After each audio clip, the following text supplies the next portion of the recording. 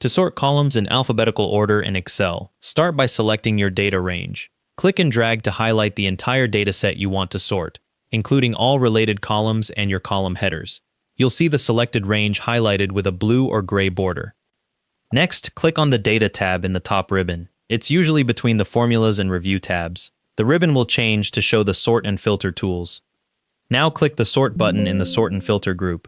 This opens the Sort dialog box with the first sorting level already created for you. In the Sort dialog box, use the Sort by dropdown to select the column you want to alphabetize. The dropdown will show your column names if you have headers, or column letters if you don't. If you're seeing column letters instead of headings, check the My Data Has Headers checkbox, and the names will appear.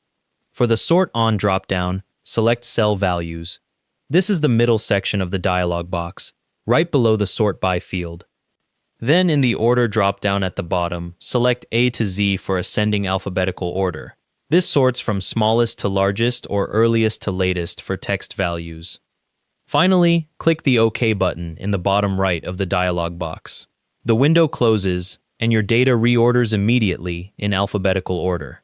Excel automatically moves data in other columns too, keeping each row intact so everything stays matched up correctly.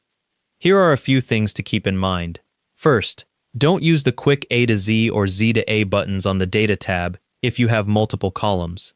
Those will only sort one column and break your data alignment. Use the full sort dialog instead. Second, if something looks wrong after sorting, press Ctrl+Z right away to undo and restore your original order. Third, verify that related data in each row stayed together. Names matched with the correct information.